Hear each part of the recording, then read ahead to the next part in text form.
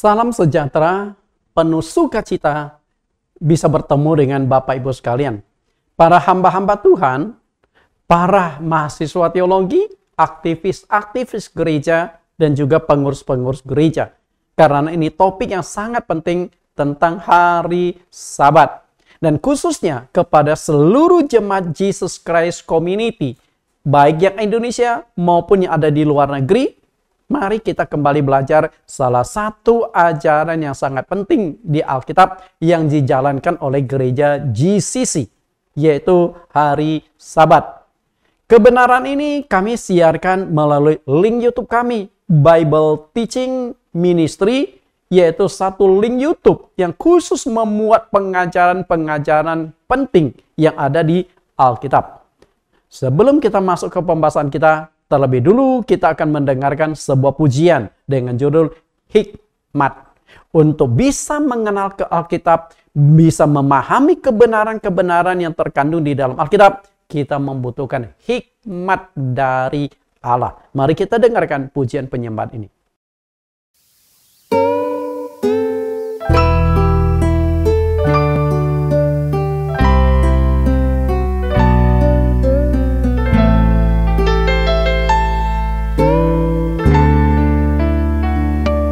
Ya Tuhan, ku bersyukur atas berkat dan mujizat yang telah Kau nyatakan.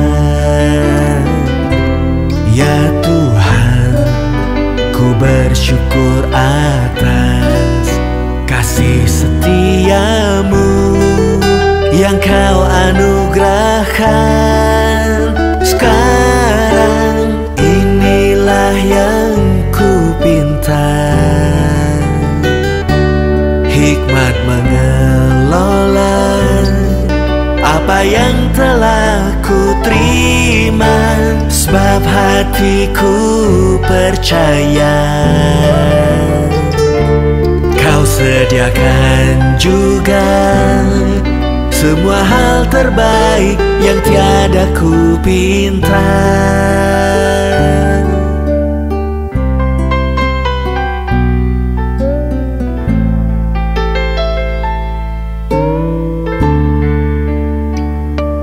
Ya Tuhan, ku bersyukur atas kasih setia-Mu yang Kau anugerahkan. Sekarang inilah yang ku pinta, hikmat mengelola apa yang telah ku terima, sebab hatiku percaya Kau sediakan juga semua yang terbaik. Oh, inilah yang ku pinta, hikmat mengelola apa yang telah ku terima, sebab hatiku percaya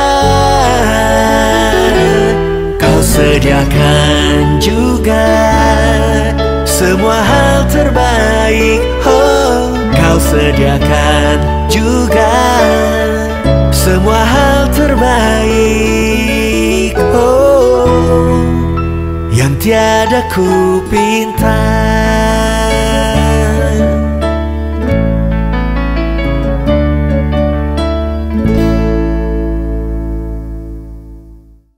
Bapak Ibu, kita sudah mendengarkan pujian penyembahan, sebuah lagu yang diciptakan khusus untuk mengajak kita mendapatkan hikmat Allah untuk memahami firman Tuhan.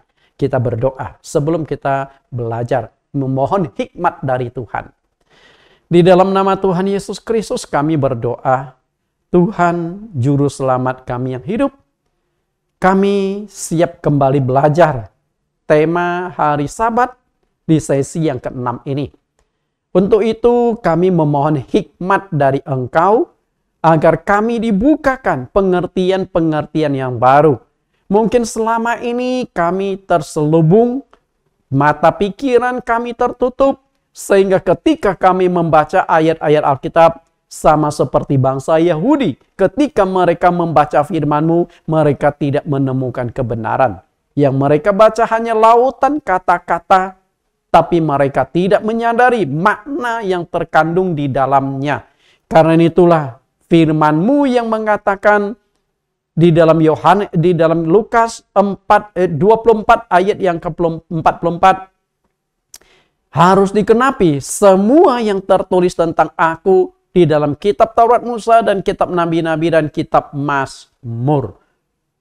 Tuhan, Engkau sudah menegaskan bahwa di dalam kitab suci perjanjian lama, kitab Taurat, kitab Nabi-Nabi dan kitab Mazmur sudah jelas memperkenalkan Engkau sebagai Tuhan, sebagai Mesias yang akan datang. Namun bangsa Yahudi ketika mereka membaca, mereka tidak menemukan adanya Mesias dalam diri Yesus Kristus. Kami tidak ingin hal yang sama terjadi pada diri kami. Kami rindu untuk bisa memahami Alkitab. Sehingga apa yang kami baca, apa yang kami lihat di dalam firman-Mu, kami bisa menangkap. Untuk itu kami memerlukan hikmat dari atas, hikmat dari Tuhan untuk memimpin, memberikan petunjuk kepada kami, memahami kebenaran tentang hari Sabat. Kami serahkan sepenuhnya supaya kami dituntun, supaya kami dibimbing oleh kuasa Roh Kudus. Di dalam nama Tuhan Yesus Kristus kami siap belajar. Amin. Bapak Ibu, kita lihat kembali, inilah tema. Temanya hari Sabat. Nah, dari tema ini sudah saya kembangkan menjadi 15 sesi atau 15 judul. Oke, kita lihat saja ini. Ya nih. 10 judul, dan yang akan kita kupas pada hari ini adalah judul yang ke-6. Apakah hari Sabat itu hukum Taurat? Karena banyak anggapan seperti itu. Nah, setelah itu ada sesi yang ke-11, hukum yang ke-4 yang telah diabaikan.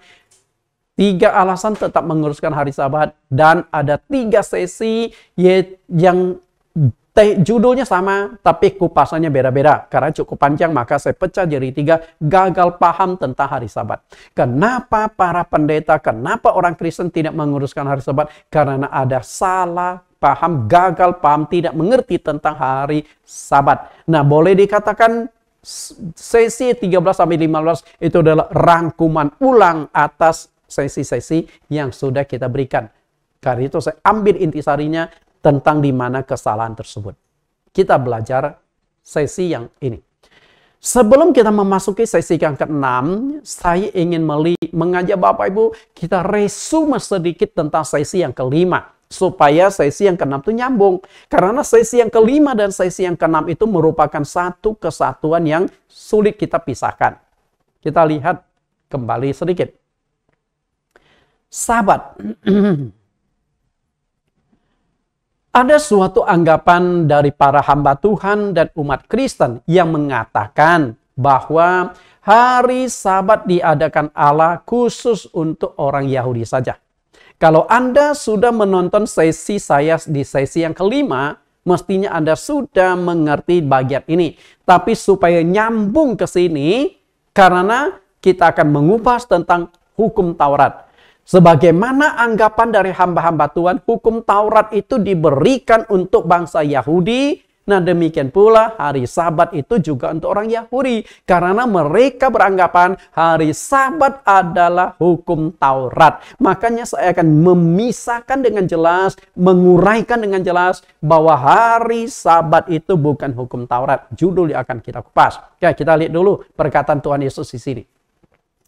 Kalau Anda mengatakan bahwa hari Sabat itu untuk orang Yahudi saja, untuk bangsa pilihan saja, Markus pasal yang kedua ayat yang ke-27, Tuhan Yesus berkata, hari Sabat diadakan untuk manusia dan bukan manusia untuk hari Sabat.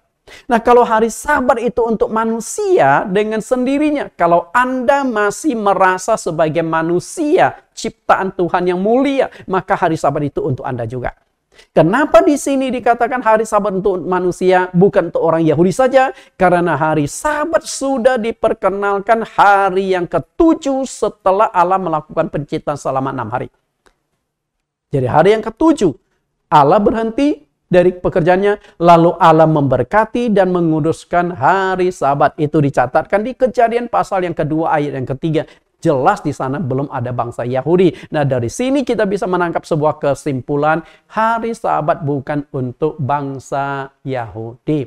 Nah, dari kesimpulan itu lalu menyambung ke judul yang ke-6. Apakah hari Sabat itu hukum Taurat?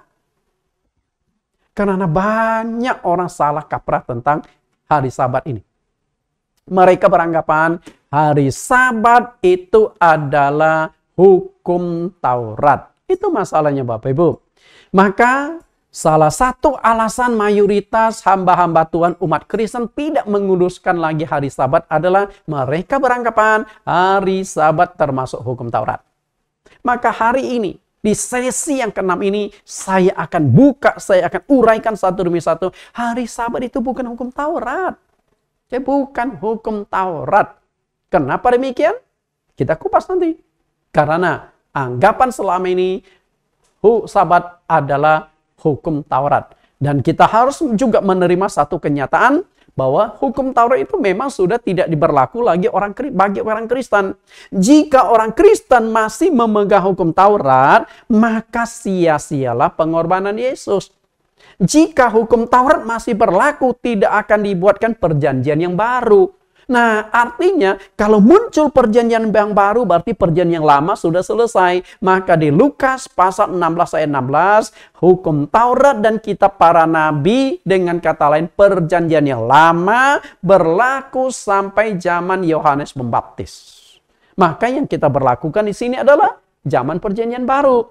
Nah, apakah zaman perjanjian baru itu hari Sabat sudah dihapuskan karena dianggap hukum Taurat? Inilah yang akan kita singkapkan supaya jadi jelas. Bagaimana sih sebenarnya hukum Taurat dengan hari Sabat? Untuk mengetahui bagaimana hubungan antara Sabat dan hukum Taurat, perhatikan gambar di sebelah kiri saya. Apa yang Bapak Ibu lihat di sini? Sebuah rumah sedang dibangun, betul? Nah, rumah dibangun perlu utama itu pondasi, tiang-tiang.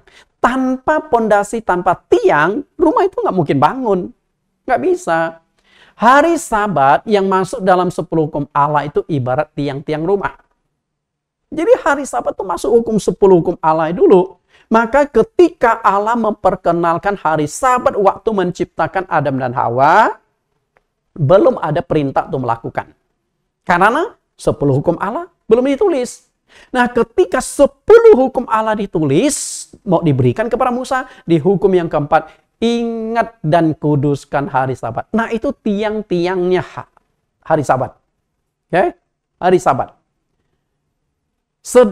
Sedangkan hukum Taurat itu adalah lantai, dinding, atap, dan berbagai bagian kecil yang membentuk sebuah rumah secara utuh.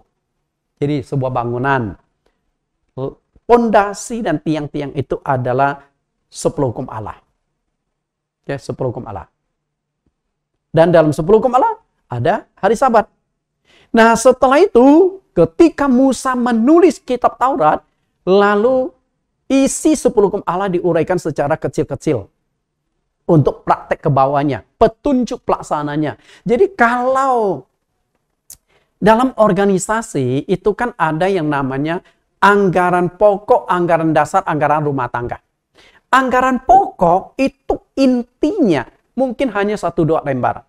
Lalu anggaran dasar, nah itu penguraian lebih panjang. Setelah itu anggaran rumah tangga. Nah, anggaran dasar itu adalah dasar berdiri sebuah organisasi, sedangkan pelaksanaan ke bawah itu anggaran rumah tangga. Bagaimana petunjuk-petunjuk menjalankan apa yang tertulis di dalam anggaran dasar. Jadi jelas sekali di sini Bapak Ibu ya. Bisa dikatakan Sabat itu berbeda, namun tidak bisa dipisahkan dari keseluruhan hukum Taurat. Jadi ketika kita mau memisahkan hari Sabat dengan hukum Taurat, bisa di dalam perjanjian baru. Berarti hari Sabat tetap perlu kita jalankan, tapi aturan-aturan menjalankan hari Sabat bukan ikut Sabat Taurat lagi. Maka saya tawarkanlah Sabat anugerah. Walaupun tidak ada kata istilah Sabat anugerah ya. Karena kita hidup di zaman anugerah. Sama seperti menganut Tritunggal. Tidak ada kata istilah Tritunggal atau Trinitas. Tapi kita tetap pakai kan istilah Tritunggal. Nggak ada kata Tritunggal di Alkitab. Nah sama juga sahabat anugerah. Kalau Anda menyerang, oh Pak, memang ada ayat sahabat anugerah. Sama seperti kata Tritunggal, nggak ada. Tapi istilah itu boleh kita pakai. Gitu loh. Oke, kita lihat. Saya akan berikan 4 alasan. Bahwa hari Sabat itu bukan hukum Taurat. Kita lihat keempat alasan tersebut supaya jelas. Hari Sabat sudah ada sebelum hukum Taurat ada. Yang kedua, Tuhan Yesus dan para rasul tetap menguduskan hari Sabat. Yang ketiga, hari Sabat termasuk ke dalam 10 hukum Allah. Dan yang keempat, hukum Taurat ditulis Musa, 10 hukum Allah ditulis oleh jari Allah. Oke, kita akan kupas 4 poin ini supaya setelah saya kupas, Anda akan bisa membedakan hari Sabat itu bukan hukum Taurat seperti yang anggapan hamba-hamba Tuhan selama ini. Kita kupas yang pertama, hari Sabat sudah ada sebelum hukum Taurat itu ada. Sebenarnya sesi yang kelima itu sudah saya kupas sedikit kalau Anda bisa nangkap. Ada sebuah kesalahan cukup fatal dari banyak hamba Tuhan dalam memahami hukum Taurat. Arti kata hukum Taurat itu adalah kata Taurat berasal dari bahasa Ibrani Torah. Torah. Arti kata Torah adalah memimpin, mengajar, mendidik, pengajaran. Jadi arti kata Taurat adalah memimpin, mengajar, mendidik, pengajaran. 5 kitab yang ditulis oleh Nabi Musa sering disebut Pentateuch dan sering juga disebut kitab Taurat.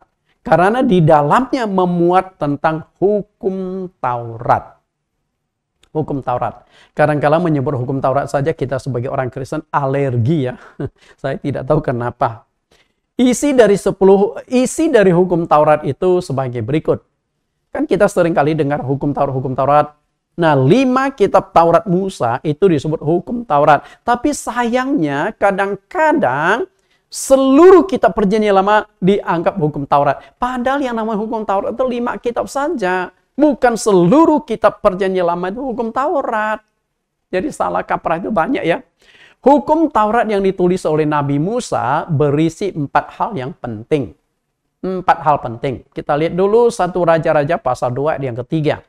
Lakukanlah kewajibanmu dengan setia terhadap Tuhan Allahmu, dengan hidup menurut jalan yang ditunjukkannya, dan yang tetap mengikuti segala ketetapan, perintah, peraturan, ketentuannya seperti yang tertulis dalam hukum Musa. Supaya engkau beruntung dalam segala yang kau lakukan dan segala yang kau tuju. Bapak perhatikan di sini. Intisari dari 5 kitab yang ditulis oleh Musa mengandung 4 hal penting. Yang pertama, ketetapan, perintah, peraturan, dan ketentuan. Nah, ketetapan perintah. Allah tetapkan begini. Berarti ketika sudah ditetapkan, sudah diperintahkan, harus ada aturan cara atau ketentuan-ketentuan bagaimana menjalankan itu. Misalnya, ingat dan kuduskan hari Sabat. Itu perintah. Lalu bagaimana cara menguruskan hari Sabatnya? Apa saja yang harus ditaati ketika menguruskan hari Sabat? Nah, itu dibuatlah peraturan dan ketentuan-ketentuan. Jadi, hukum Taurat berisi 4 hal yang penting ini. Kitab Kejadian sebenarnya belum bisa disebut hukum Taurat. Karena yang nulis Nabi Musa, maka seringkali dikelompokkan hukum Taurat. Tapi kalau kita mau telusuri dengan jernih, satu demi satu, hukum Taurat itu ke kitab Kejadian belum bisa disebut hukum Taurat. Karena itu masih berisi sejarah-sejarah. Sejarah penciptaan, manusia jatuh dalam dosa, dan seterusnya. Nah, yang bisa mulai masuk sebagai hukum Taurat itu mestinya dari kitab Keluaran. Tapi ya sudahlah, dianggap secara keseluruhan. Karena dalam kitab Kejadian belum memuat tentang ketetapan, perintah, peraturan, ketentuan-ketentuan Allah. Namun hari Sabat itu sudah diperkenalkan dalam kitab Kejadian, yakni pada hari ke-7 dari segala sepekan penciptaan. Bapak Ibu, saya jelaskan sedikit ulang. Kitab Kejadian seharusnya belum bisa disebut hukum Taurat. Karena belum memenuhi unsur ketetapan, perintah, peraturan, ketentuan yang diberlakukan secara umum. Belum ada petunjuk-petunjuk dan sebagainya. Karena itu masih berupa sejarah-sejarah umat manusia. Sejarah terutama paling banyak itu sejarah Abraham. Oke? Karena itu kitab Kejadian belum bisa disebut hukum Taurat. Nah, sedangkan di dalam Kejadian pasal yang kedua, ayat yang ketiga, hari Sabat sudah diperkenalkan.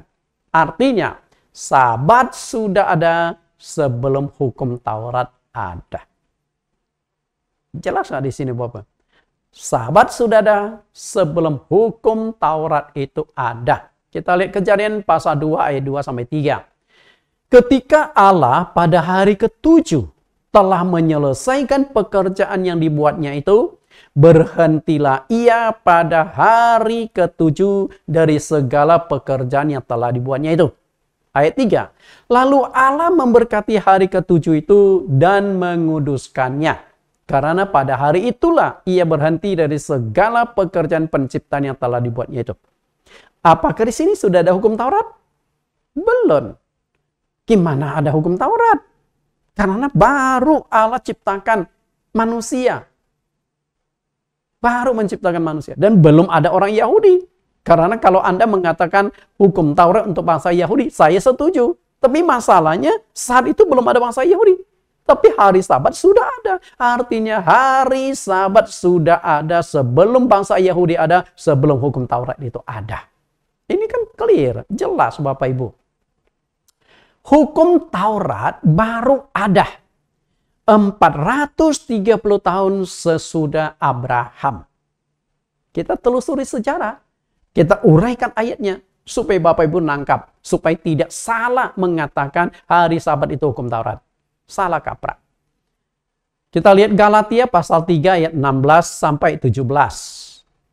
Adapun kepada Abraham diucapkan segala janji itu dan kepada keturunannya.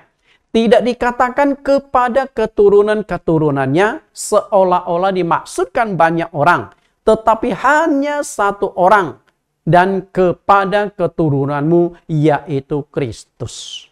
Maksudnya ialah janji yang sebelumnya telah disahkan Allah tidak dapat dibatalkan oleh hukum Taurat. Yang baru terbit 430 tahun kemudian. Sehingga janji itu hilang kekuatannya. Bapak Ibu perhatikan kata Abraham. Karena Abraham itu nenek moyang bangsa Israel. Abraham punya anak namanya Ishak. Oke, walaupun Ishak ini dilahirkan karena kekuatan Allah. Sarah sudah mati haid dan Sarah sudah tua. Tapi Ishak lahir. Nah, kemudian Ishak menikah dengan Ribka, lalu lahir dua orang anak, Yakub dan Esau. Allah tidak pilih Esau, tapi ini pilih Yakub. Lalu nama Yakub diubah oleh Allah menjadi Israel. Dari dua kata, Isra dan Elohim. Elohim itu Allah, Isra itu bergumul. Bergumul, menang, bergumul melawan Allah. Kemudian nama Yakub Israel mempunyai 4 orang istri. Dari 4 orang istri inilah lahir 13 anak. 1 perempuan, 12 laki-laki. Nah, dari 12 laki-laki inilah terbentuknya bangsa Israel atau umat pilihan. Kemudian di zaman Yusuf. Oke? Di zaman Yusuf menjadi Perdana Menteri di Mesir. Lalu dia memboyong Yakub atau Israel ke Mesir. Karena saat itu dunia ditimpa kelaparan 7 tahun. Mereka tinggal di tanah Goshen. Lalu di tanah Goshen itulah mereka berkembang biak 430 tahun. Jadi mereka 430 tahun itu hidup di Mesir. Menjadi orang, ya bangsa yang diperbudak oleh Mesir. 430 tahun. Ini dicatatkan oleh Paulus di Galatia pasal 3 ayat yang ke-17. Lalu bagaimana catatan Musa? Berapa lama bangsa Israel ada di Mesir? Kita lihat. Munculnya bangsa Israel dimulai dari Abraham, kemudian anaknya Ishak, lalu Ishak melahirkan Yakub. Lalu Yakub namanya diganti menjadi Israel oleh Tuhan. Terbentuknya bangsa Israel adalah ketika mereka keluar dari perbudakan Mesir menuju ke tanah Kanan dengan rakyat sekitar 2 juta orang. 2 juta orang. Kalau konteks zaman dulu, zaman ribuan tahun yang lalu, 2 juta orang itu sudah bangsa yang besar. Oh, sekarang saja Timor Leste hanya kurang lebih 1 juta sudah menjadi sebuah negara zaman sekarang loh. Tapi bangsa Israel zaman dulu 2 juta itu sudah banyak sekali. Karena manusia masih sedikit. Ini terjadi 430 tahun setelah Abraham meninggal dunia. Kita lihat tulisan Nabi Musa. Keluaran pasal 14 ayat yang Keluaran pasal 12 ayat 40. Lamanya orang Israel diam di Mesir adalah 430 tahun. Sama enggak dengan Galatia yang diungkapkan Paulus? Sama. Karena sejarah itu nggak boleh dikutak-katik. Tahun-tahun itu harus tepat. Itulah sejarah. Ayat yang ke-41, sesudah lewat 430 tahun, tepat pada hari itu juga, keluarlah segala pasukan Tuhan dari tanah Mesir. 430 tahun. Bapak Ibu, dari sini kita mengerti bahwa hukum Taurat itu baru ada 430 tahun setelah kematian Abraham. Dan karena hukum Taurat itu diberikan untuk umat Israel. Kalau begitu, hari Sabat apakah masuk hukum Taurat? Jelas tidak. Karena hari Sabat itu sudah diperkenalkan waktu penciptaan Adam. Sedangkan hukum Taurat 430 tahun sesudah Abraham. Kalau gitu, itu ribuan tahun. Sedangkan hari Sabat sudah ada sejak Allah menciptakan Adam dan menguduskan hari ke-7. Kejadian pasal 2 ayat 3, kita baca Kejadian pasal 2 ayat 3. Lalu Allah memberkati hari ke-7 itu dan menguduskannya. Karena pada hari itulah ia berhenti dari segala pekerjaan penciptaan yang dibuatnya itu. Selanjutnya, hari Sabat diukir Allah dalam 2 lempengan batu yang isinya berupa 10 hukum Allah, dimuat dalam hukum yang keempat, ingat dan kuduskan hari Sabat. Jadi kita lihat, coba saya buatkan skema lebih jelasnya. Begini, Adam, waktu Allah menciptakan Adam, hari ke-7, Allah sudah menguduskan dan memberkati hari Sabat. Jelas berarti hari Sabat itu sudah ada ketika manusia diciptakan. Setelah itu Abraham yang menjadi nenek moyang bangsa Israel. Anda pernah tahu nggak jarak dari Adam sampai Abraham? Sekitar 2000 tahun. Artinya 2000 tahun sebelum nenek moyang bangsa Israel itu Abraham ada, Allah sudah mulai memperkenalkan hari Sabat. Tapi belum ada perintah untuk menjalankan. Baru diperkenalkan. Lalu terbentuklah bangsa Israel. Ketika mereka keluar dari Mesir menuju ke tanah Kanan, saat itulah terbentuk satu kerajaan. Satu bangsa. Karena ketika mereka ada di Mesir, mereka harus ikut hukum Mesir. Hukum Firaun. Jadi mereka tuh belum bisa membentuk satu negara. Kan nggak mungkin negara dalam negara. Mereka kalau mau membentuk sebuah negara harus keluar dari Mesir. Karena syarat berdirinya negara itu harus ada 3. Pertama ada wilayah. Jelas mereka tidak ada wilayah. Mereka numpang hidup di Mesir. Wilayah yang Tuhan janjikan tuh kepada Abraham itu di tanah Kanaan. Jadi Abraham itu nenek moyang bangsa Israel sudah sempat masuk ke tanah Kanaan. Tapi karena kelaparan di seluruh dunia dari tanah Kanaan, Yusuf membawa ayahnya pergi ke Mesir. 430 tahun itu tinggal di sana. Kemudian ada rakyat. Rakyat sudah ada 2 juta, ada pemerintahan. Jelas mereka nggak bisa bentuk pemerintahan sendiri di Mesir. Karena dianggap pemberontak, dianggap ingin melakukan pendirian sebuah negara, pasti dihabisi. Jadi Anda harus keluar dari Mesir baru bisa berbentuk negara.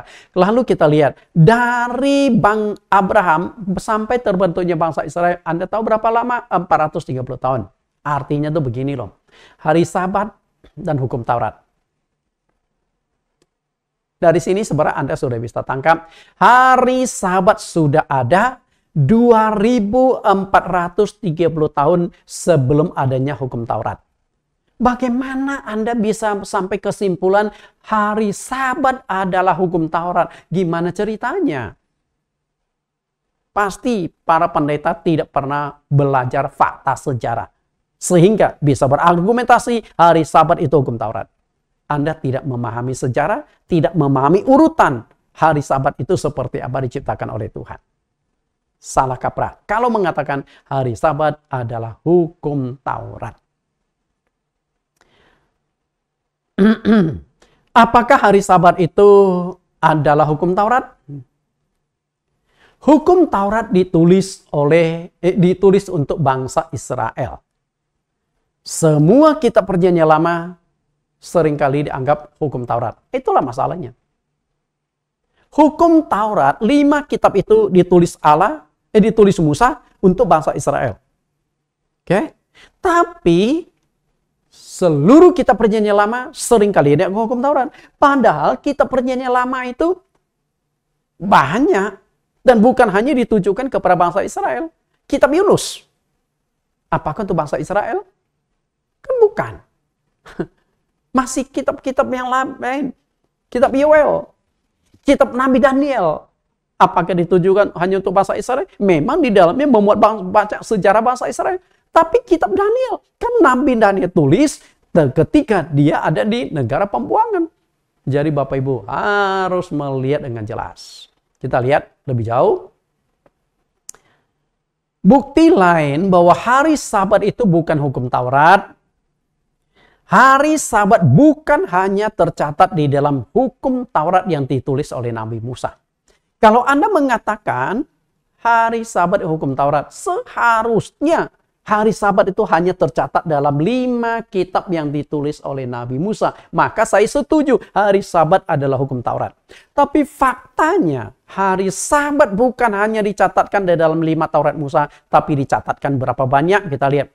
Kata Sabat tertulis 90 kali dalam Perjanjian Lama dan dicatatkan dalam 15 kitab.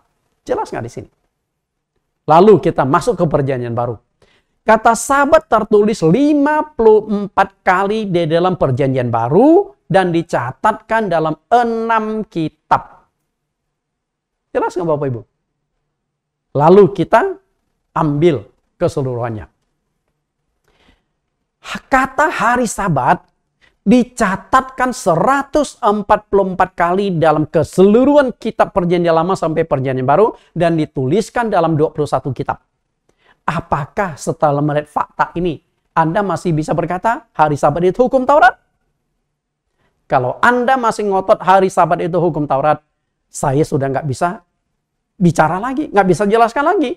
Karena sudah dijelaskan begitu gamblang, masih tidak bisa nangkap bahwa hari Sabat itu bukan hukum Taurat. Kalau hari Sabat itu hukum Taurat, seharusnya hanya tercatat dalam 5 Taurat Musa. Kitab-kitab lain itu nggak akan dicatat lagi. Tapi ini kan Perjanjian Lama, Perjanjian Baru, total 21 kitab mencatat tentang hari Sabat. Berarti hari Sabat itu adalah isi seluruh Alkitab masuk. Bukan hanya hukum Taurat. Oke? Lalu yang kedua. Tuhan Yesus dan para rasul tetap menguduskan hari Sabat.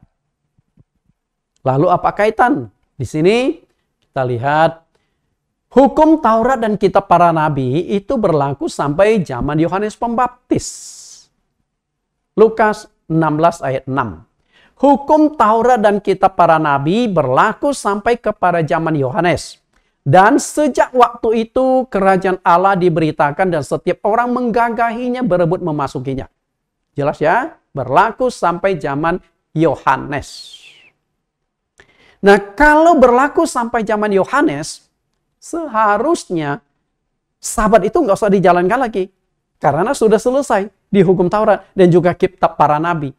Tapi faktanya, setelah Yohanes Pembaptis mati dibunuh Herodes, Tuhan Yesus semakin giat memberikan pengajaran karena Yohanes memang yang membuka jalan bagi Yesus. Maka Yesus yang melanjutkan jalan yang sudah dibuka oleh Yohanes.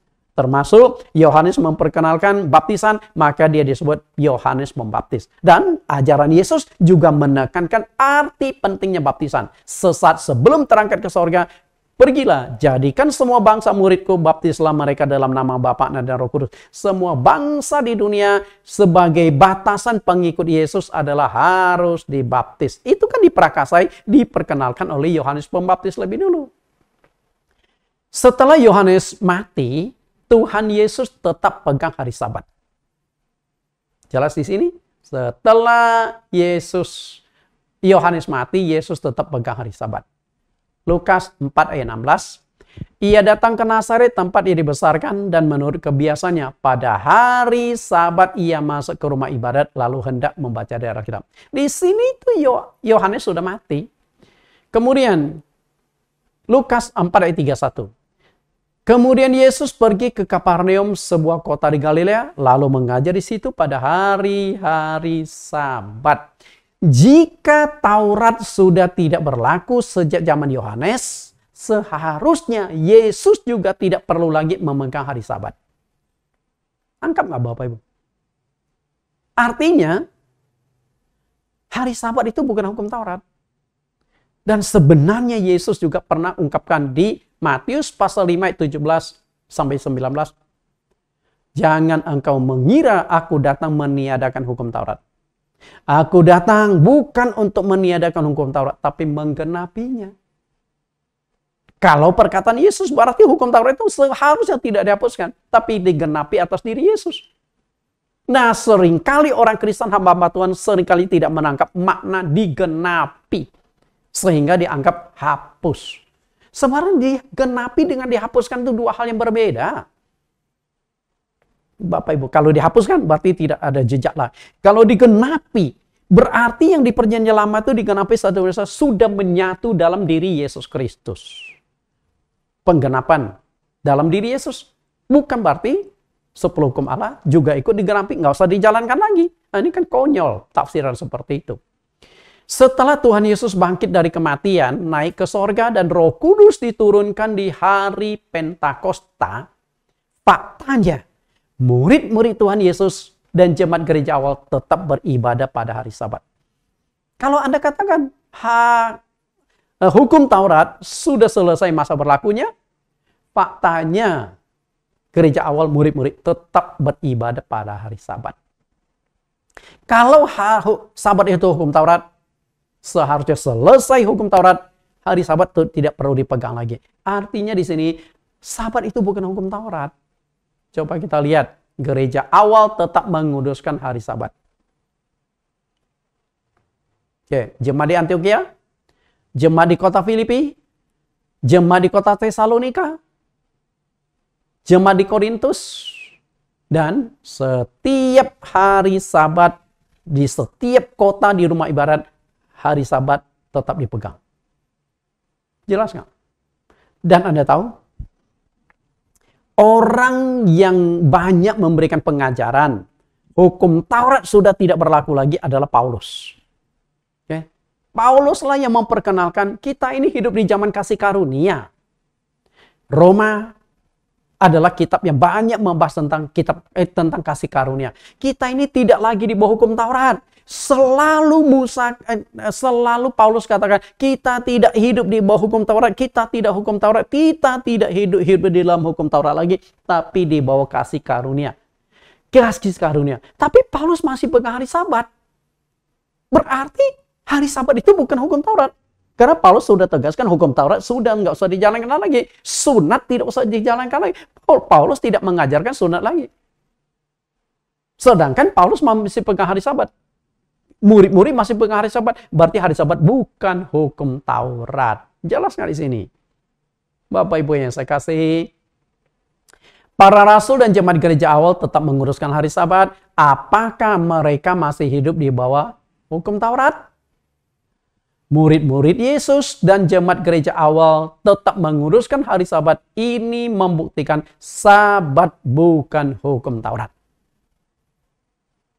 Sabat bukan hukum Taurat. Jadi selama ini anggapan pendeta-pendeta Sabat itu hukum Taurat, itu keliru, salah total. Yang ketiga, hari Sabat masuk ke dalam 10 hukum Allah. Sabat masuk ke dalam 10 hukum Allah. Jika perintah dan hukum-hukum lainnya di dalam Alkitab kita pegang dan jalankan dengan baik, apalagi 10 hukum Allah yang ditulisi oleh jari Allah. Bapak Ibu mentaati apa yang ditulis oleh kurang lebih 40 penulis dalam 66 kitab. Anda taati. Karena Anda anggap sebagai firman Tuhan.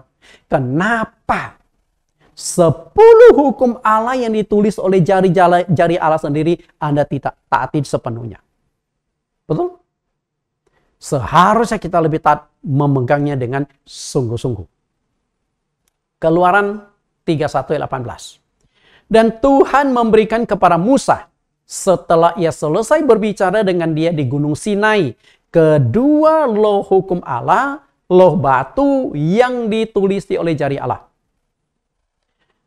Ayat sebelumnya, di ayat 12 sampai 17, Musa itu sudah membahas tentang hari Sabat. Bapak Ibu, kan yang kita baca itu ayat 18. Keluaran 31 ayat 18. Nah di Keluaran 31 ayat 12 sampai 17, Musa itu sudah banyak mengupas tentang hari Sabat. Nah ketika Allah mengukir 10 hukum Allah, hari Sabat itu dimasukkan ke dalam 10 hukum Allah. Berarti hari Sabat masuk dalam 10 hukum Allah. Nah apakah 10 hukum Allah itu untuk bangsa Yahudi saja? Tentu tidak. Nah Bapak Ibu perhatikan. Keluaran 31 ayat 12 sampai ayat yang ke-17. Perintah menguruskan hari Sabat. Ini perintah. Bahkan ada sanksi yang sangat keras.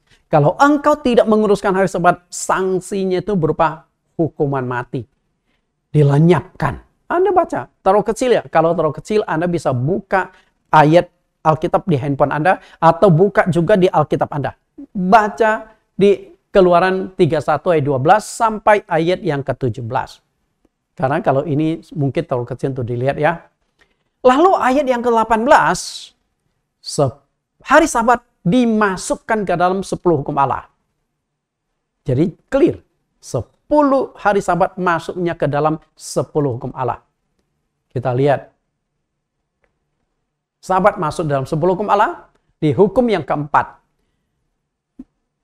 Berfirman Keluaran pasal 31 ayat 12. Berfirmanlah Tuhan kepada Musa. Ayat 13. Katakanlah kepada orang Israel demikian. Akan tetapi hari-hari Sabatku harus kamu pelihara. Sebab itulah peringatan antara aku dan kamu turun-temurun sehingga kamu mengetahui bahwa akulah Tuhan yang menguduskan kamu. Perhatikan, akan tetapi hari-hari Sabatku harus kamu pelihara. Secara turun-temurun. Kalau turun-temurun, apakah boleh dihapuskan? Apakah boleh dihilangkan? Maka sampai hari ini bangsa Yahudi tetap memegang hari Sabat sebagai hari ibadah. Karena itu memang harus dipelihara secara turun-temurun. Dari kalimat ini diucapkan sampai hari ini itu sudah tidak kurang dari 4.000 tahun. 4.000 tahun tetap bangsa Israel pelihara. Walaupun negara mereka itu sempat hilang. Sempat vakum. Ketika mereka disebar luas. Dipecah. Kemudian diusir. Sampai mereka tidak punya negara. Sampai di tahun 1948 terbentuk kembali negara demokrasi Israel. Ternyata hari Sabat tetap mereka pelihara. Kan luar biasa tuh. Bapak Ibu yang saya kasihi, hari Sabat dipelihara turun-temurun ini membuktikan bahwa hari Sabat bukan hukum Taurat. Karena hukum Taurat berlaku hanya sampai kepada zaman Yohanes dan tidak diajarkan turun-temurun. Mungkin Bapak Ibu akan mengatakan, lah itu kan masa Yahudi. Mereka masih pegang Taurat. Betulkah bangsa Israel yang sekarang masih pegang Taurat? Kalau mereka masih pegang Taurat, maka mereka tuh masih harus persembahkan korban-korban. Mereka harus punya bait suci. Baru bisa. Mereka tuh harus punya imam-imam. Apakah imam tuh masih menjalankan fungsi di dalam hukum Taurat? Enggak. Bangsa Israel sendiri sudah tidak pegang hukum Taurat. Karena sudah tidak memungkinkan mereka pegang hukum Taurat. Tapi hari Sabat masih tetap mereka pegang sampai hari ini. Berarti hari Sabat bukan hukum Taurat. Harus dipisahkan antara hukum Taurat dengan 10 hukum Allah. Dan hari Sabat itu masuknya ke 10 hukum Allah. Bukan hanya ke hukum Taurat. Intisari dari seluruh firman Tuhan itu 10 hukum Allah. Dan membuat tentang hari Sabat. Hukum Taurat itu adalah penjelasan lebih rinci tentang tata cara memegang hari Sabat. Intisarinya itu ada di 10 hukum Allahnya. Dari 10 hukum Allah dikembang-kembangkan cara memegangnya. Hari Sabat tidak boleh ini, tidak boleh itu, dan lain sebagainya. Keluaran 31:14. Haruslah kamu pelihara hari Sabat. Sebab itulah hari kudus bagimu. Siapa yang melanggar kekudusan hari Sabat, pastilah dihukum mati. Bapak Ibu perhatikan, siapa yang melanggar kekudusan hari Sabat, pasti dihukum mati. Wah, itu nggak main-main. Kalau hukum Taurat itu mau diterapkan di zaman sekarang, ya mati kita. Sebab setiap orang yang melakukan pekerjaan pada hari itu, orang itu harus dilenyapkan dari antara bangsanya. Kenapa mereka begitu takut? Karena hukumannya itu berat. Sanksi yang sangat berat berupa hukuman mati diberikan bagi siapapun yang tidak menguduskan hari Sabat. Bagaimana dengan umat Kristen yang tidak pegang hari Sabat ini? Kalau mau terapkan hukum Taurat, di sini mati semua. Orang Kristen sudah mati semua karena melanggar hari Sabat. Berarti, apakah dengan begitu hari Sabat dihapuskan? Tidak. Hari Sabat tidak dihapuskan karena Sabat itu masuknya 10 hukum Allah, bukan hukum Taurat. Kalau 10 hukum Allah dihapuskan, maka kita oke lah nggak usah pegang hari Sabat. Tapi apa 10 hukum Allah sudah dihapuskan? Nah, kalau 10 hukum Allah dihapuskan berarti kita boleh mencuri, boleh berzina, boleh membunuh dan sebagainya. Bapak Ibu yang saya kasihi, berarti hari Sabat di Perjanjian Baru tetap ada. Tapi cara memegangnya bukan berdasarkan hukum Taurat. Tidak lagi hukuman mati. Walaupun Anda melanggar. Tapi bukan berarti dihilangkan. Ayat 15. 6 hari lamanya boleh dilakukan pekerjaan. Tetapi pada hari yang ke-7 haruslah Sabat. Hari perhentian penuh. Hari kudus bagi Tuhan. Setiap orang yang melakukan pekerjaan pada hari Sabat pastilah dihukum mati. Maka haruslah orang Israel memelihara hari Sabat dengan merayakan Sabat turun-temurun menjadi perjanjian kekal. Bapak Ibu perhatikan, turun-temurun menjadi perjanjian kekal. Artinya, Sabat akan berlaku selamanya. Nggak akan pernah hilang. Terutama bagi bangsa Yahudi. Lalu Anda berkata, oh hari Sabat untuk orang Yahudi. Bolak-balik saja. Hari Sabat untuk orang Yahudi. Maka diajarkan dipegang turun-temurun menjadi perjanjian kekal. Bapak Ibu, Sabat itu masuk 10 hukum Allah. Kalau 10 hukum Allah itu hanya untuk orang Yahudi. Berarti orang bukan Yahudi boleh berzina, boleh mencuri, boleh membunuh, boleh berdusta. Apakah begitu? Kan tidak. Hari 10 hukum Allah itu untuk kita juga. Bukan untuk orang Yahudi. Bahkan 10 hukum Allah untuk semua bangsa di dunia. Maka semua bangsa di dunia ada undang-undang negara yang menegakkan isi 10 hukum Allah. Misalnya, jangan mencuri. Negara ateis, RRC saja melarang mencuri loh. Korupsi, dibunuh. Ini kan 10 hukum Allah. Mencuri. Korupsi kan mencuri. Membunuh. Negara ateis mengatur nggak? Aturan tidak boleh membunuh. Ada. Padahal mereka tidak percaya Tuhan. Mereka tidak pegang 10 hukum Allah. Tapi tanpa disadari 10 hukum Allah mereka terapkan di sana. Jangan membunuh, jangan mencuri, jangan berdusta, jangan menipu lah intinya. Bapak Ibu yang saya kasihi, 10 hukum Allah adalah kesatuan hukum. Apa yang dimaksud dengan kesatuan hukum? Bapak Ibu, 10 hukum Allah adalah kesatuan. Lalu apa yang dimaksud dengan kesatuan hukum? Maksudnya adalah tidak bisa dipisah-pisahkan. 10 hukum Allah itu nggak boleh dipisahkan. Oh, saya hanya senang 5 hukum ini, lalu saya jalankan 5-nya. Yang 5-nya saya nggak cocok, saya nggak senang, maka saya tidak jalankan. Nggak bisa begitu. 10 hukum Allah, kesatuan hukum. Mentaati yang 9, tetapi melanggar 1, berarti Anda menjadi pelanggar hukum juga dan tetap kena sanksi. Bahkan 10 hukum Allah lebih keras lagi. Kalau Anda melihat ada 10 rambu lalu lintas, Anda langgar 1, maka yang 1 itulah yang akan Anda ditilang. Tapi tidak demikian 10 hukum Allah. Anda langgar 1, maka yang ditilang itu 10. Langgar 1 dianggap melanggar semua. Itulah kesatuan hukum. Kita lihat apa yang dikatakan oleh Yakobus tentang kesatuan hukum. Yakobus pasal 2 ayat 10-11. Sebab barang siapa menuruti seluruh hukum itu, tetapi mengabaikan satu bagian daripadanya, ia bersalah terhadap seluruhnya. Sebab ia mengatakan jangan berzina, ia mengatakan juga jangan membunuh. Jadi jika kamu tidak berzina tetapi membunuh, maka kamu menjadi pelanggar hukum juga. Jelas kan? Itulah contoh kesatuan hukum. Oke, Anda taati 9 hukum nih. 9 hukum Anda jalankan. 9 hukum Anda taati. Tapi ada 1 hukum, ingat dan kuduskan hari Sabat. Di hukum yang keempat Anda langgar, Anda sudah melanggar 10 hukum Allah. Mau gimana lagi? Kan clear penjelasan seperti itu. 10 hukum Allah terdiri dari 2 hukum yang bersifat aktif dan ada 8 hukum yang bersifat pasif. Apa yang dimaksud hukum yang bersifat aktif dan pasif? Hukum yang bersifat aktif artinya itu harus dijalankan, harus dilaksanakan. Sedangkan hukum yang bersifat pasif artinya adalah tinggal Anda hindari, tinggal Anda jauhi, Anda jangan lakukan. Jadi nggak usah lakukan. Anda itu sudah menjalankan perintah 10 hukum Allah. Anda jangan lakukan. Misal, jangan mencuri, jangan lakukan. Anda sudah taati 10 hukum Allah itu, gitu loh. Kita lihat isi 10 hukum Allah.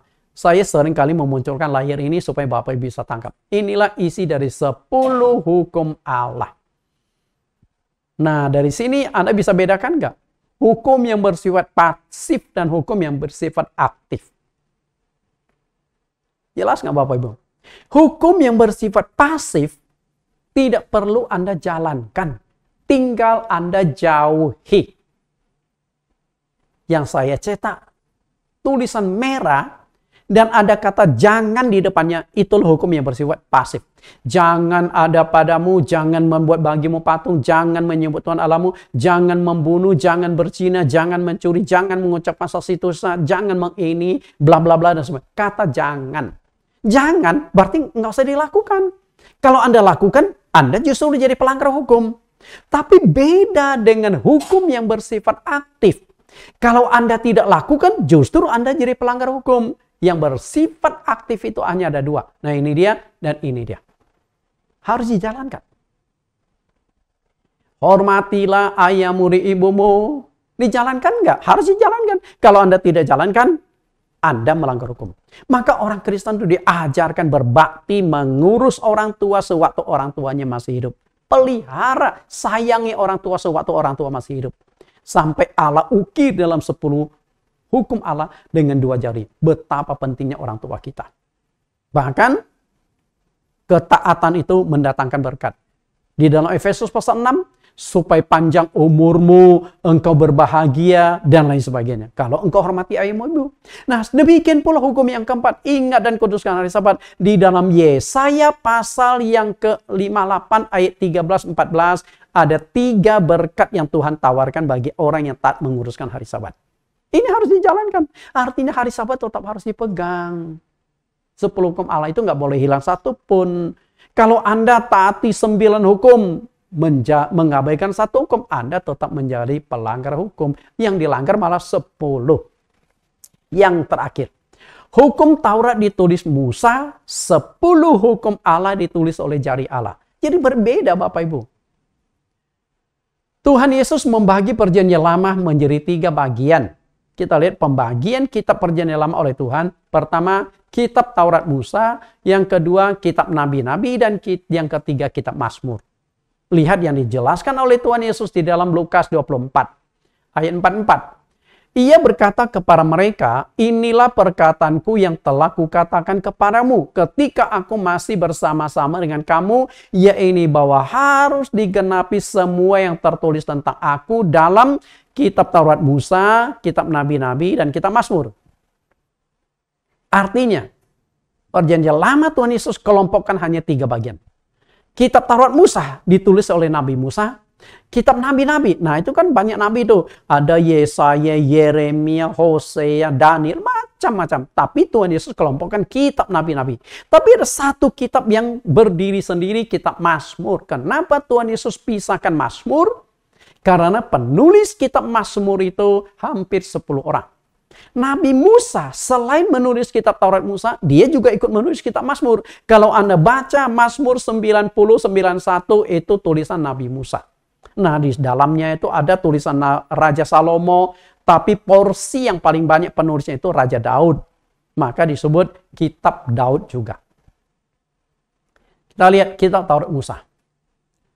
Karena hukum Taurat ini tulis Nabi Musa, maka disebut kitab Taurat Musa yang terdiri dari 5 kitab. Kejadian, Keluaran, Imamat, Bilangan, Ulangan. Jelas ya? Ini kitab Taurat. Berbeda hukum Taurat dengan 10 hukum Allah. Di mana perbedaannya? Hukum Taurat itu ditulis oleh Musa di padang gurun. Jadi ketika Musa memimpin bangsa Israel di padang gurun, dia sudah menulis kitab. Sebelum sampai ke tanah Kanaan, sebelum dia meninggal, kelima kitab itu sudah selesai dia tulis. Sehingga hari ini yang kita pegang, kita bisa tahu bagaimana Allah ciptakan sejarah, ciptakan manusia jatuh dalam dosa, dan sebagainya. Itu dari hukum Taurat Nabi Musa. Lalu 10 hukum Allah. 10 hukum Allah bukan ditulis oleh Musa, bukan ditulis oleh nabi-nabi, bukan ditulis oleh manusia, tapi ditulis oleh jari Allah di Gunung Sinai. Yang satu ditulis di padang gurun, yang satu ditulis di Gunung Sinai. Kita lihat Keluaran 31:18. Dan Tuhan memberikan kepada Musa setelah ia selesai berbicara dengan dia di Gunung Sinai kedua loh hukum Allah, loh batu yang ditulisi oleh jari Allah. Jelas kan? Berarti hukum Taurat dengan 10 hukum Allah itu berbeda dan terpisah. Dan di dalam 10 hukum Allah, hukum yang keempat, ingat dan kuduskan hari Sabat. Berarti hari Sabat itu bukan hukum Taurat. Itu sangat clear loh kalau Anda mempelajari dengan pelan-pelan. Ketika Nabi Musa menulis hukum Taurat di padang gurun, dia memasukkan, artinya menyalin, mengkopi. Kalau istilah sekarang adalah copy paste. Isi dari 10 hukum Allah itu ke dalam 2 kitab yang dia tulis. Yaitu kitab Keluaran pasal 20 ayat 1-17. Dan kitab Ulangan pasal 5 ayat 1-22. Jadi berbeda. Bapak Ibu, artinya 10 hukum Allah bukan ditulis oleh Nabi Musa. Coba lihat, 10 hukum Allah disalin Musa dalam 2 kitab. Keluaran 20 ayat 1-17 dan Ulangan pasal 1 ayat 5-22. Nah, ini dia pembagiannya. Jelas nggak Bapak Ibu? Mungkin kalau teksnya terlalu kecil, tapi perbandingan seperti ini. Keluaran pasal 20 dan Ulangan pasal 5. Isinya persis sama. Karena memang itu copy paste. Ditulis ulang oleh Nabi Musa. Dituliskan di dalam 2 kitab yang dia tulis itu. Berbedanya hukum Taurat dengan 10 hukum Allah dibuktikan lebih jauh dengan cara penyimpanannya yang terpisah di tabut perjanjian. Bagaimana cara penyimpanannya? 10 hukum Allah ditaruh di dalam tabut perjanjian, sedangkan kitab Taurat ditaruh di samping tabut perjanjian. Cara nyimpannya pun beda Bapak Ibu. Coba kita lihat, pelajari ayatnya dulu. Ulangan 31 ayat 24-26. Ketika Musa selesai menuliskan perkataan hukum Taurat dan dalam semua kitab sampai perkataan yang penghabisan, maka Musa memerintahkan kepada orang-orang Lewi, karena hanya orang Lewi yang berhak mengangkut tabut perjanjian, suku bangsa lain itu nggak boleh. Jadi yang boleh berurusan dengan tabut perjanjian dengan bait suci itu bangsa Lewi. Pengangkut tabut perjanjian Tuhan demikian. Ambillah kitab Taurat ini dan letakkanlah di samping tabut perjanjian Tuhan Allahmu supaya menjadi saksi di situ terhadap engkau. Bapak Ibu perhatikan, 5 kitab Taurat Musa dijilid jadi satu buntelan, lalu ditaruh di sebelah tabut perjanjian. Di luar tabut perjanjian. Tapi 10 hukum Allah ditaruh di dalam tabut perjanjian. Nah, kita lihat beda taruhnya. Kitab Taurat Musa ditaruh di samping tabut perjanjian, sedangkan 10 hukum Allah 2 loh batu ditaruh di dalam tabut perjanjian. Jadi di dalam tabut perjanjian itu berisi 3 buah benda. Kita coba lihat dulu Ulangan 10 ayat 3. Maka aku membuat sebuah tabut dari kayu penaga dan memahat 2 loh batu yang serupa yang mula-mula. Kemudian aku mendaki gunung dengan kedua loh itu di tanganku. Pada loh itu ia menuliskan sama dengan tulisan yang mula-mula ke-10 firman yang telah diucapkan Tuhan kepadamu di atas gunung dari tengah-tengah api pada hari kamu berkumpul. Sesudah itu Tuhan memberikannya kepadaku.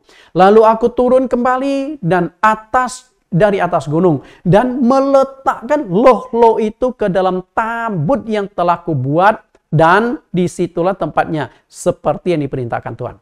Perhatikan 2 loh batu, di mana 2 loh batu itu berisi 10 hukum Allah. Ditaruhnya di mana? Dalam tabut perjanjian. Jadi jelas ya? 10 hukum Allah ditaruh dalam tabut perjanjian, sedangkan Taurat Musa ditaruh di sebelah tabut perjanjian, di luar tabut perjanjian.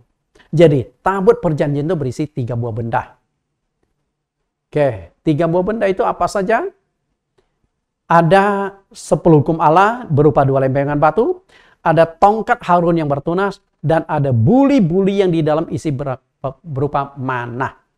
Lihat lebih jelasnya di Ibrani 9 ayat 4. Di situ terdapat mezbah pembakaran ukupan dari emas dan tabut perjanjian yang seluruhnya disalut dengan emas. Di dalam tabut perjanjian itu tersimpan buli-buli emas yang berisi manah, tongkat Harun yang bertunas, dan loh-loh batu yang bertuliskan perjanjian.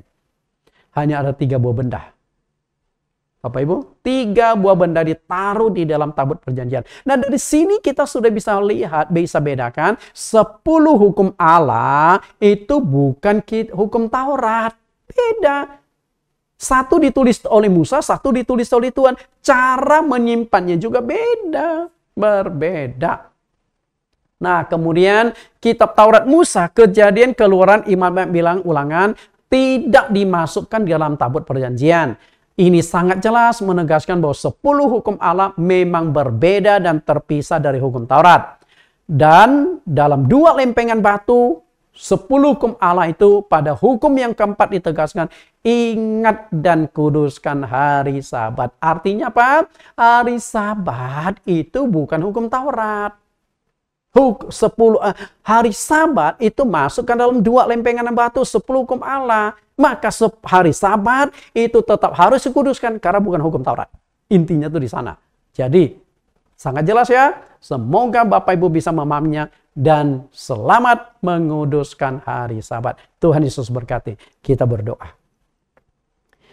Di dalam nama Tuhan Yesus kami berdoa, Tuhan terima kasih. Kembali kami disingkapkan sebuah kebenaran yang selama ini disalahpahami oleh para hamba-hamba Tuhan, para pengajar-pengajar teologi, para dosen-dosen teologi, bahwa hari Sabat itu hukum Taurat. Hamba-Mu sudah buktikan 4 poin di sini, hari Sabat itu bukan hukum Taurat. Hari Sabat itu masuk ke dalam 10 hukum Allah dan 10 hukum Allah bukan hukum Taurat. Jika 10 hukum Allah adalah hukum Taurat dan dinyatakan sudah tidak berlaku, maka kami boleh berzina, boleh membunuh, boleh mencuri. Tapi Yakobus sudah tegaskan di Yakobus pasal 2 ayat 10-11, jika melanggar 1 dari 10 hukum Allah, maka kami sudah melanggar 10-nya. Ingat dan kuduskan hari Sabat telah dilanggar habis-habisan ribuan tahun. Maka hamba-Mu coba singkapkan bahwa hari Sabat tetap harus dikuduskan. Terserah mereka mau taati atau tidak, hamba-Mu kembalikan ke dalam tangan Engkau. Engkaulah yang akan menjadi hakim terhadap siapapun yang melanggar firman-Mu. Hamba-Mu hanya mencoba menyingkapkan, keputusan ada di tangan mereka, karena keselamatan adalah anugerah, dan ketika mereka menolak anugerah-Mu, itu adalah hak mereka sendiri. Terima kasih Tuhan, belajar taat, belajar tunduk pada kebenaran firman-Mu, itulah kerinduanku. Di dalam nama Tuhan Yesus kami berdoa. Amin. Bapak Ibu, kita dengarkan sebuah pujian hati sebagai murid. Pergilah, jadikan semua bangsa muridku. Artinya semua bangsa di dunia adalah murid Tuhan Yesus. Nah, yang namanya murid, ada dua hal yang harus dilakukan. Banyak belajar, banyak mendengar, setelah itu melakukan. Bukan hanya mendengar, tapi juga melakukan. Itulah murid, teori praktek harus dijalankan. Tuhan Yesus berkati.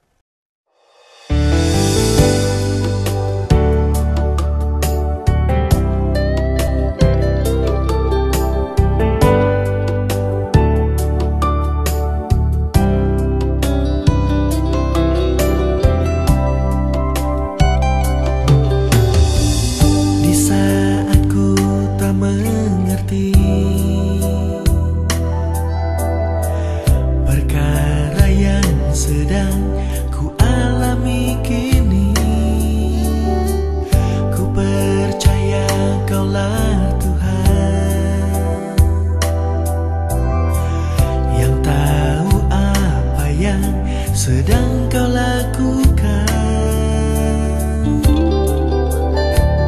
Ku tahu kau sedang mengajarku lewat segala sesuatu, agar ku semakin serupa gambaran-Mu. Berikan ku hati sebagai murid-Mu yang mendapat hikmat-Mu, agar ku selalu tinggal di dalam kemuliaan-Mu.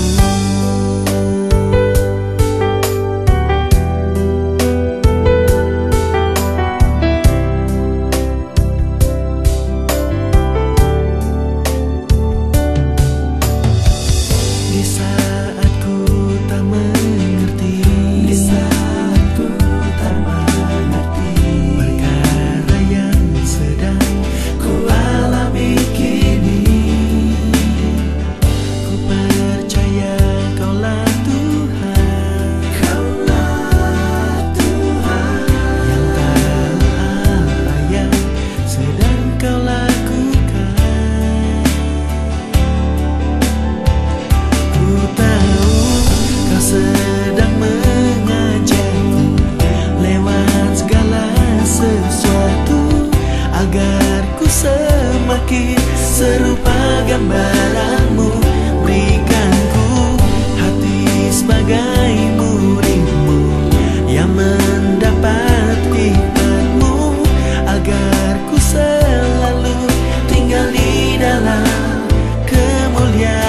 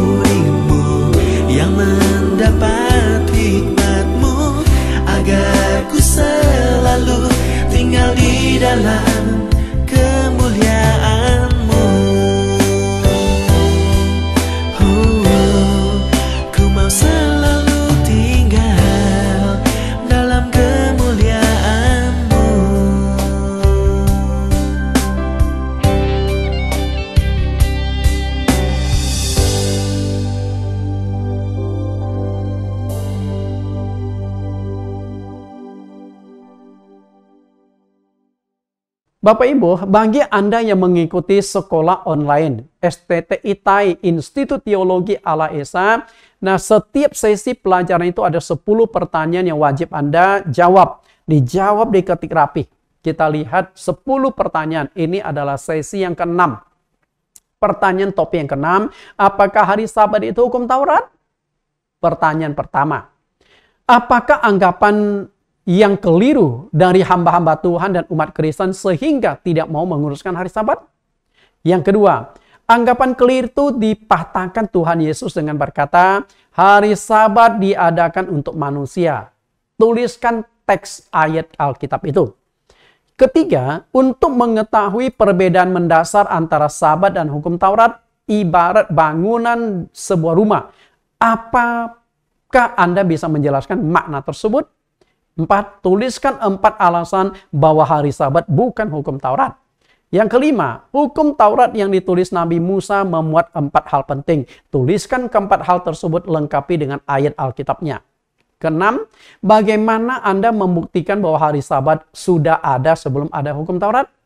Yang ketujuh, hukum Taurat baru terbit berapa tahun kemudian setelah Abraham meninggal? Tuliskan teks ayat Alkitabnya. 8. Jelaskan kata Sabat tercatat dalam berapa kali dan berapa kitab di Perjanjian Lama dan di Perjanjian Baru. 9. Tuliskan 5 ayat Alkitab untuk membuktikan para rasul dan jemaat gereja awal tetap menguruskan hari Sabat setelah Tuhan Yesus bangkit. Pertanyaan 10. Tuliskan teks ayat Alkitab yang mengatakan jika melanggar satu bagian dari 10 hukum Allah, maka Anda melanggar semuanya.